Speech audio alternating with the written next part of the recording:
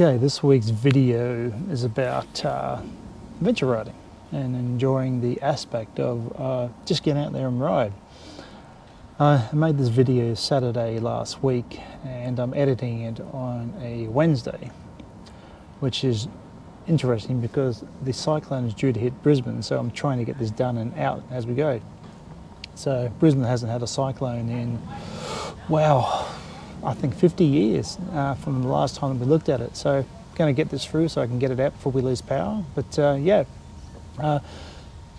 adventure riding is about what it is finding a track and riding a bike. Yes, so enough of me talking. Let's get on to me on the bike talking and enjoy the video. Hey, I'm going to make a video about what adventure bike riding is about.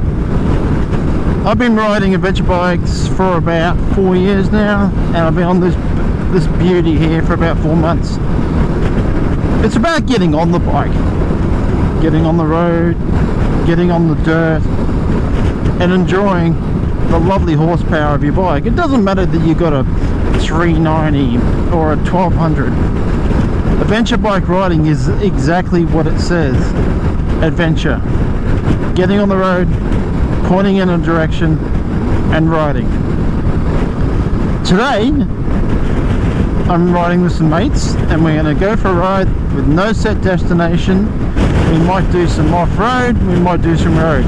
It's about the adventure, it's about the mateship, it's about the enjoyment of the motorbike.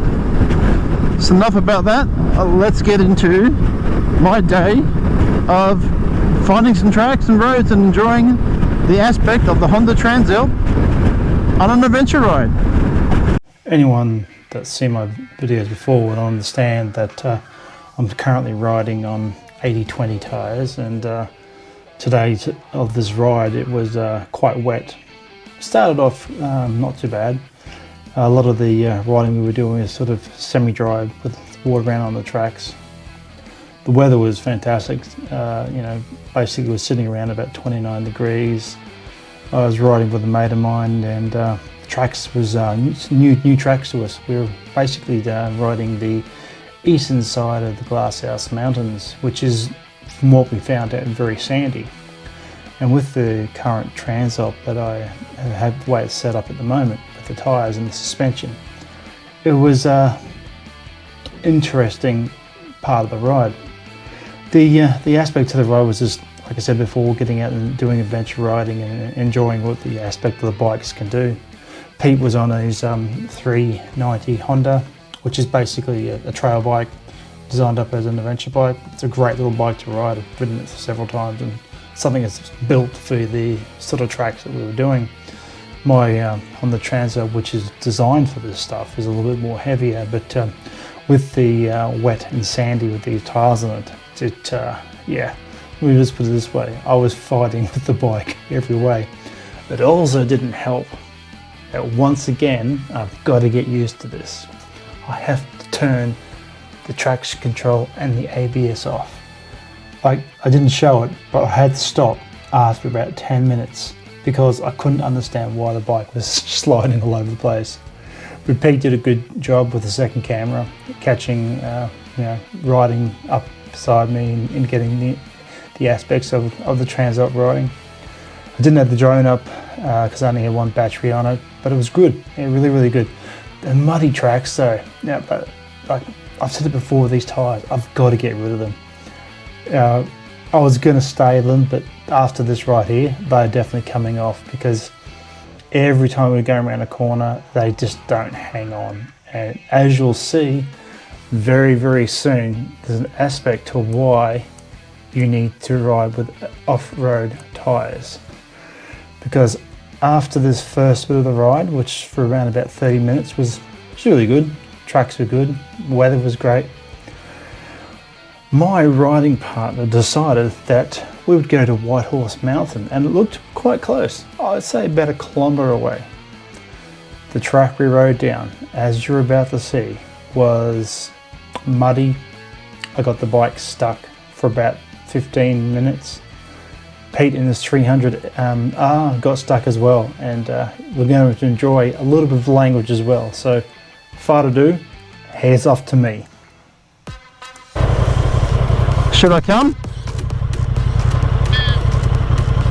Is that a yes? Come? I'm probably going to get stuck in this water. Do you reckon it's deep? And then I'm down. I'm dug. I'm in. Hey?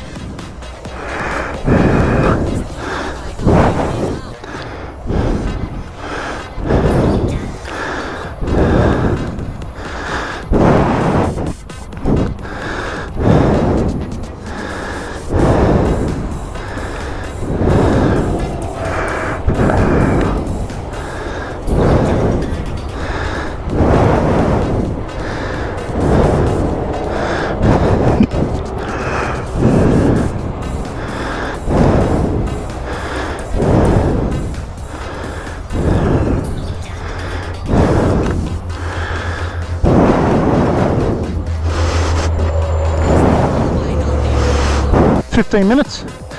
Thank you, Pete. I think she's going to need a clean. I was right up to the gills. Now that it was out of one mud into the next mud, it was time for Pete on his Honda 300R. Look, he had 90-10, 90% dirt, 10% road tyres. He got physically stuck. This is how wet it was going through these tracks. This was the point where it was my turn to help him get his bike out of the mud, since we just pulled my bike out. Me being on the heavier bike, decided to get in there and pull it out.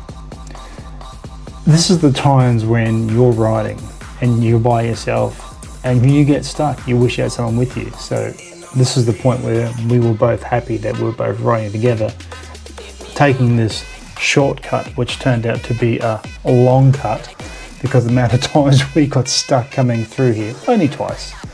I was stuck for around 10 to 15 minutes. Pete was stuck for about 5 minutes. The tracks were just boggy. You get to the point where the riding turns from fun into recovery and not so fun. So yeah, at this point we got Pete's bike out, and at the end of this track we made a decision that we would stay to the hard tracks. We rode our way up to basically White Horse Mountain, which the views from up there are fantastic. I stuck the drone up at the end and did a bit of a fly around White Horse Mountain, and that was basically the end of the day. Went in for a pie and a nice coffee, and that was the day done. But right now it was my turn to get my bike across the water track. I didn't do too much of a bad job. I did the usual, where basically, you put a stick in, you have a look at it, and you see how deep the mud is and the water is. And I did it to that point, and I can tell you right now, it was the best decision I did. Like I said, my turn up over the track. It was a lot harder. I think this water here to the left where Pete was fresh, and he bogged down. This part through was quite hard, and yeah, I rode the bike through. Got my bike out, and we then decided that we were done, and we were done for the day. So that's it for there. No more mud. I think that was done for the day. After all the mud, we had one little less adventure. Pete dropping his bike. Look at the mud on that bike. She was full as mud up through there. I could probably speed today and I could see my number plate. Hang on. Alright, I think that was good. Time to get the old girl back on the road. After a delicious beefy's pie. If you ever come up through Sunshine Coast, come into the famous Aussie Pie Beefies, have a pie and a iced coffee or coffee. Yeah, good. Right, that's my adventure ride for today. We started off to do a 110 kilometer ride, ended up being an 80 kilometer ride, getting stuck in the dirt. Now heading home after 3.5 hours of about 80 kilometers. So if you like what I do, like, share and subscribe. Out.